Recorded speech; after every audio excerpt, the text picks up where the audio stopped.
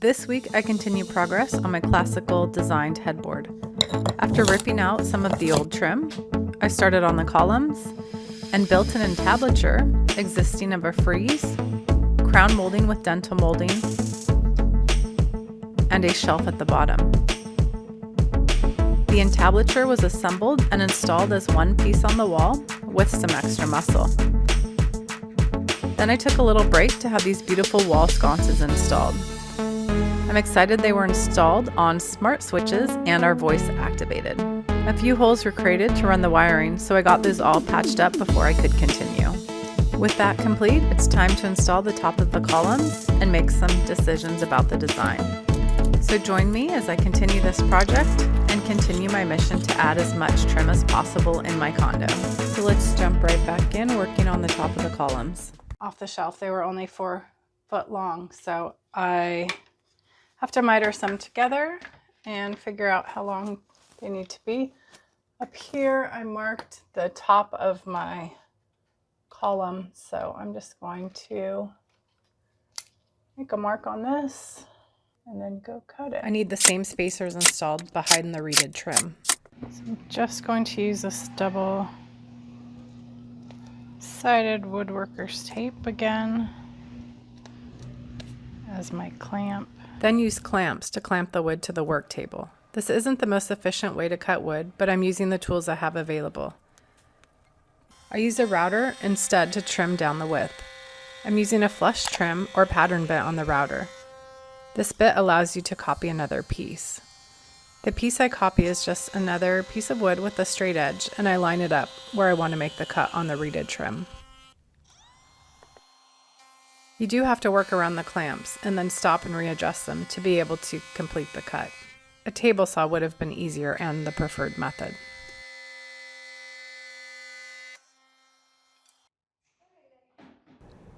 Look at this mess the router makes. Repeat these same steps on the second piece of reeded trim. So on the first one, I cut the wrong side. I cut this side, but it's this extra lip, this flat part that I wanted to take off. So I'm just going to route the other side now.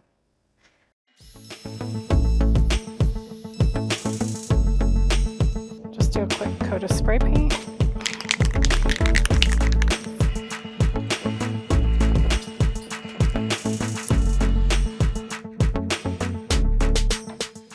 The reason I don't use liquid nails on the wall is because if somebody ever removed this, I don't want the wall to be all torn up when they take it down. By using nails, you prevent that. I moved my laser level line. Time to rinse and repeat on this side. In addition, I'm going to double check it with this level. Again, liquid nails. At this point, I don't know if the wall is curved or the wood is curved. I'm guessing the wood. Might need a few nails. You can see the molding isn't flush here. And I think the wood is curved, not the wall. And I'll show you why I think that. If we take the level up against the wall, it's pretty flush. So I'm going to say that it's the molding that's not flat. And go ahead and put a nail up here. Wow. Okay. Unfortunately, we need to nail it down here. It's not sticking.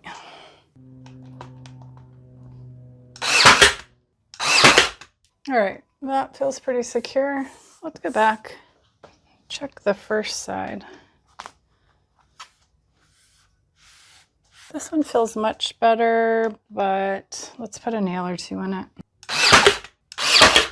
So because these square dowels only came in 4 foot lengths, unfortunately, at Home Depot, do need to determine the length here and fill in that gap. And I went ahead and added the tops of my columns up here, just so I could see what this looks like. And I need to make a decision on the design on the inside, because I do not want to, I just set those up there. I don't want to place these permanently yet because of the scroll here. It's going to be too hard to figure out if I already have these up, what I'm going to do in this space. So I need to decide. So because this whole entablature or header was built as one piece and then put up, I've got quite a bit of gap between the crown and the ceiling, which I'm not happy about. So I went through some of the pieces of molding I have left over from other projects, and I have this tiny little trim piece. It's nice and little and flexible, so I'm just going to use this to cover that gap. It's too big of a gap to fill with caulking, so I'm going to use this piece, and since it is nice and thin, I'm just going to use the miter shears to cut it and not drag out the miter saw today. So I actually spoke too soon. These were the miter shears that I was hoping to use, and they will do angled cuts, but they will not do beveled cuts. So unfortunately, I'm going to have to wait and get the miter saw out to cut that tiny piece of molding. For the inside section that will mimic doors, I'm drawing out my design on the wall so I can easily see the scale and make any adjustments before cutting the wood. It's about the center of that side and the center there.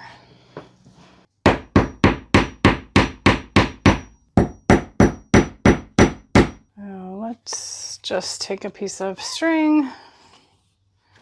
Have this twine. String would be better. This is too thick. I think it'll do. So if we come out 3 inches,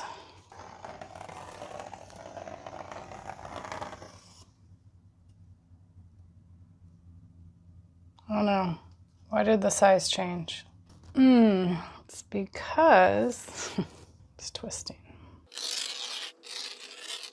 I feel like I might need to raise these because the space at the bottom is too small that you cannot currently see.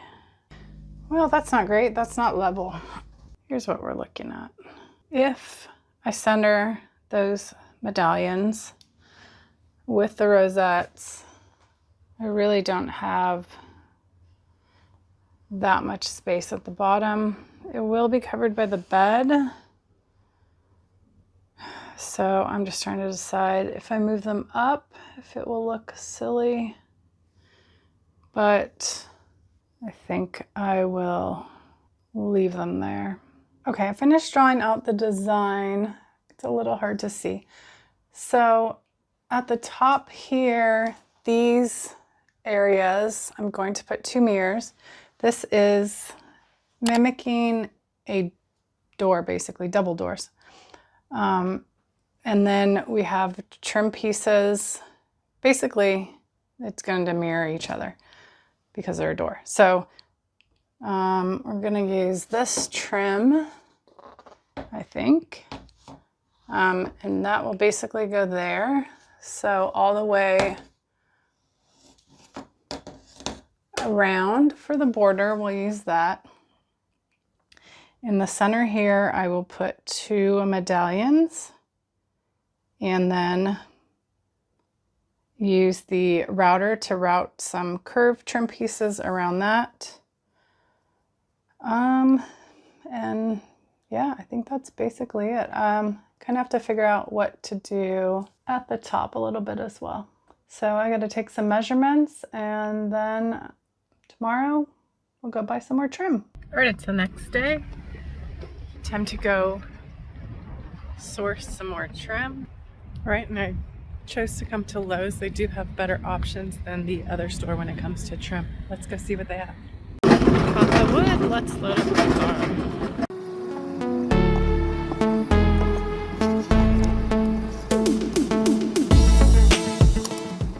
So this piece of the entablature is the architrave. I was going to skip it, then I would know it's not quite right.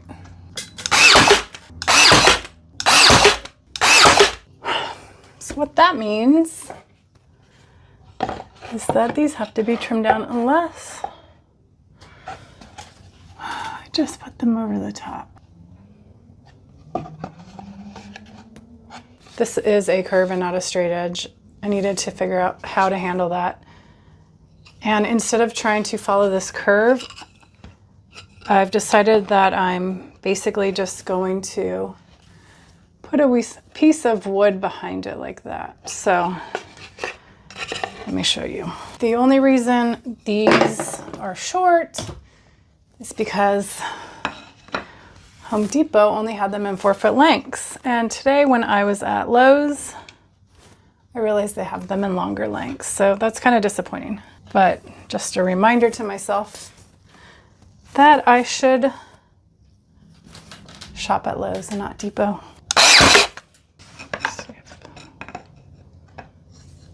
Oh, no, it doesn't fit.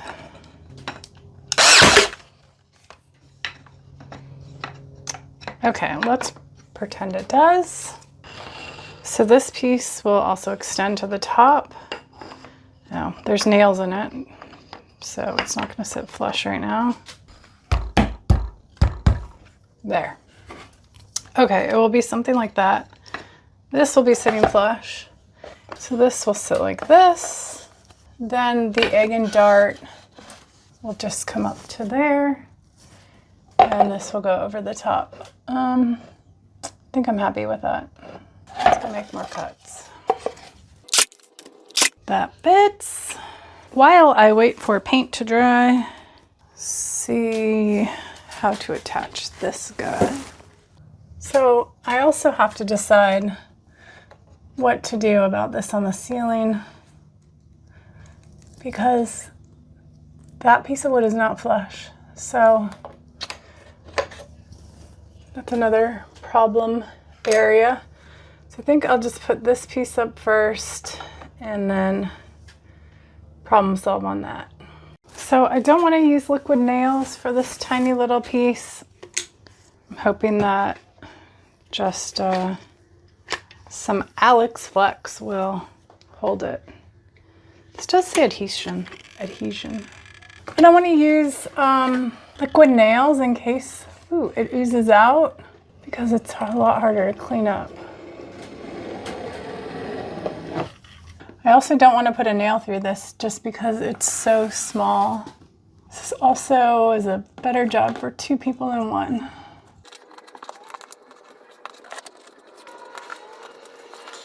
All right, that should hold fairly well. Let's see if some paint has dried.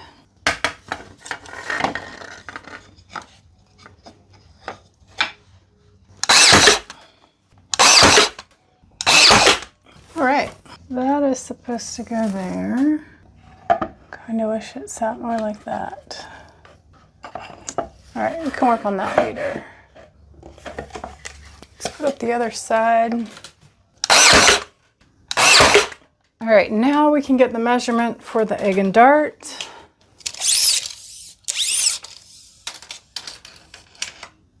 63/8. All right, new day, new desk. I've already been outside using the router. So let's show you what I'm doing. Because I decided to put the capital over the top of this, when I use the egg and dart molding, I don't like the void that it's creating back there.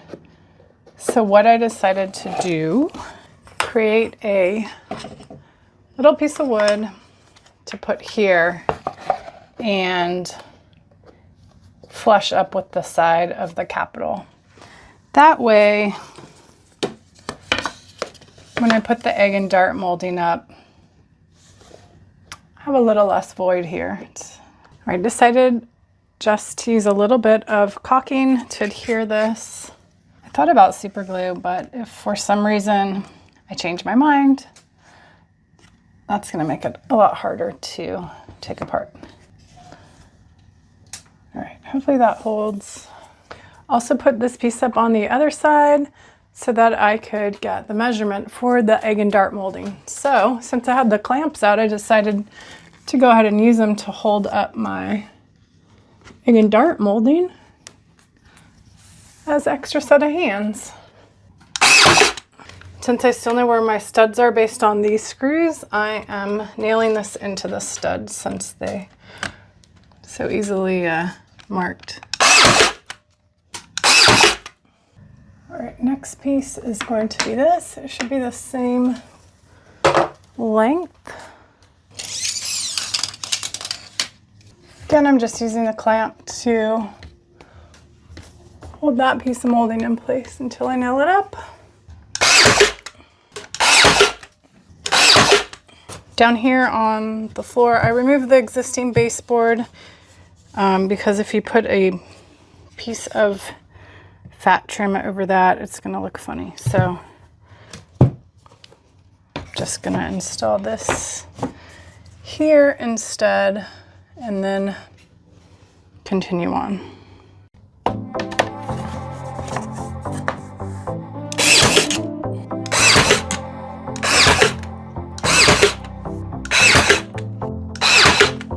My specialty is not getting nails set completely.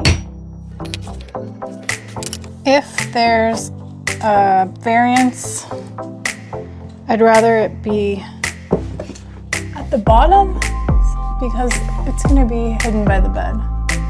So I'd rather close the gap at the top.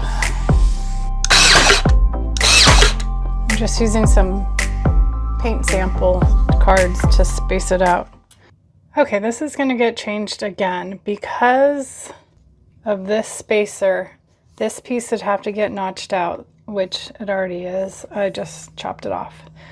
And that means that this angle is no longer a 45-degree angle because these two boards are no longer the same width.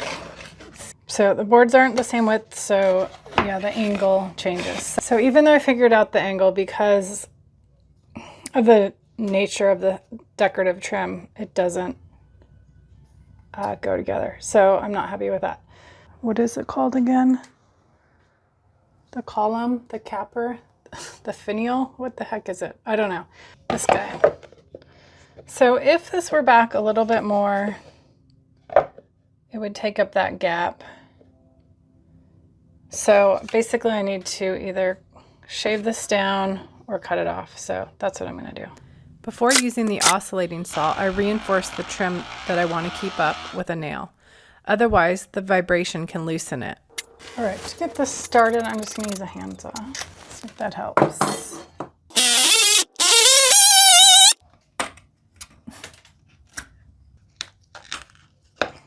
And that's why I didn't use super glue.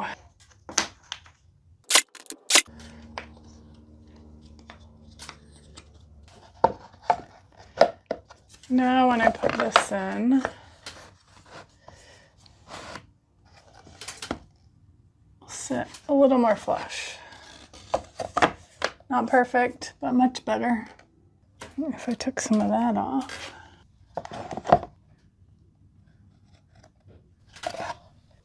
The egg and dart trim is thicker than the other moldings, so I shaved some of it off behind the capital so it sits more flush. There we go, almost beautiful. All right, awesome. I repeat the steps to modify this side also.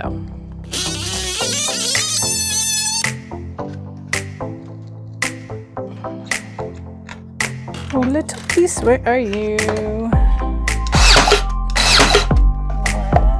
Let's cut that piece off first. Another nail in the way. What do you know? I like to nail the edges.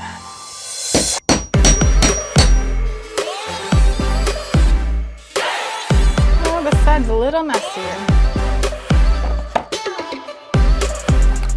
All right, let's put up the other square down. Seems way too long. Oh, bummer. Trim that down. Let's get that nailed up. Gonna have to get another dowel here after all of that.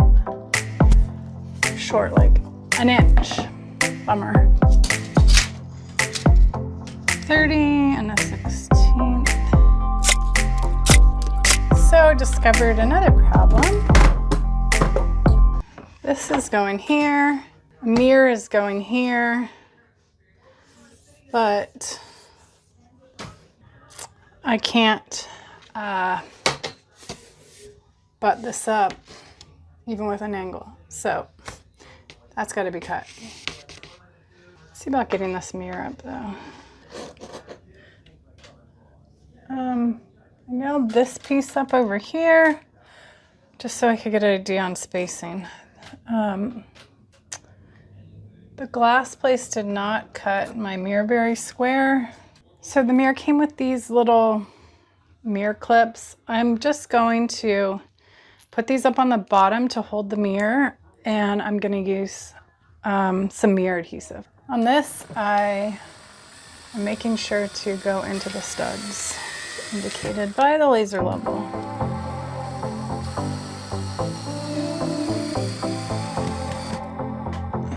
Those aren't up too high. They might be a smidge. Let's test it.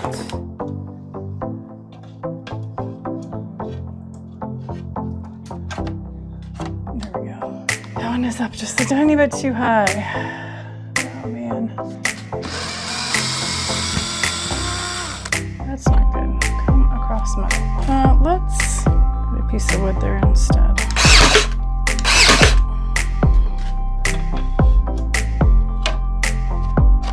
Okay, time for adhesive. I'm using this construction adhesive specifically made for mirrors, marble, and granite. Just going to apply liberally.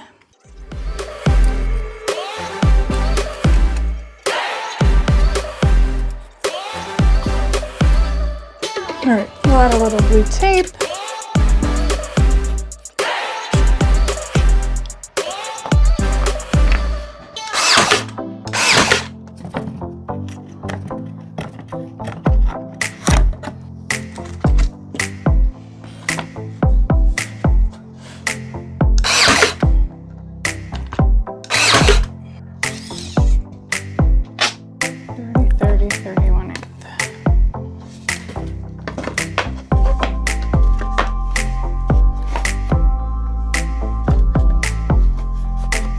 The mirrors have had time to set up, so we can take all of this down now.